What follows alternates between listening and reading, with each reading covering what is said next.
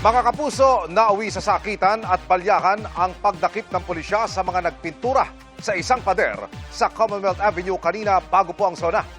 Damay ang ilang mga relihista kaya abot po sa 51 ang arestado, kabilang ang 13 menor de edad. Narito ang aking pagtutok. Ilang oras bago ang SONA ng Pangulo, inabutan sa Commonwealth Avenue ang grupong ito habang binubugahan ng pintura at sinusulatan ang pader ng substation ng Meralco. Ang mga gumagawa nito, puro nakasuot ng itim, balot ang mga muka at may bitbit pang bandera. Manununtok! Huwag kayo manununtok! Huwag kayo manununtok! Ilang saglit pa, dumating na ang mga pulis at isa-isang pinagdadampot ang grupong ito. Huwag kayo manununtok! Manununtok kayo eh! Tumaas ang tensyon.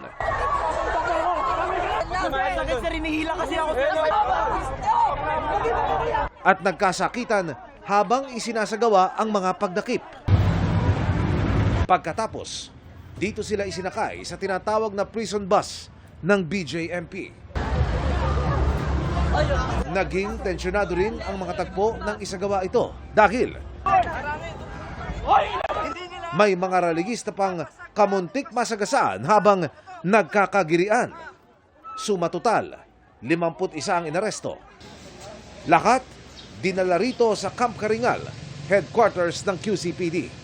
Inabutan namin sa gate ang kanilang mga kaanak. Ayon sa grupong ACT NCR Union, 13 sa mga dinakip, menor de edad. Yun ho ay alyansa ng mga hip-hop artists, mga graffiti artists, mga skaters po. Yun. Yun po sila, nananawagan lang na i-reclaim yung streets. Isa sa mga magulang ng dinakip ang aming nakausap. Gusto ko pong alamin kung saan talaga nila dinala. Yun po yung inaano ko ngayon. Po, pangalan niyo po? Cheryl Sarcia po. Nandito daw siya. Nandito po? Oh, thank you so much. Thank you so much po. Nakuha tayo ibang Opo. family members. Nandito daw po. Menor ho yung anak ninyo? Hindi naman po, sir. Ano yun, sir? Nagpaalam lang po yun ng manonood. So, nagtaka ko bakit nasama siya doon.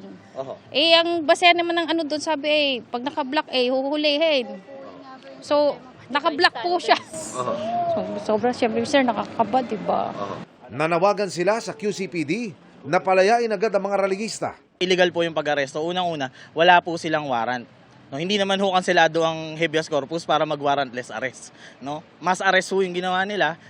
Lahat ho ng nakaitim, parang ganun yung command kanina na narinig namin, lahat ng nakaitim ay hulihin. So kahit ho yung mga bystanders at yung mga dumadaan lang ay hinuli.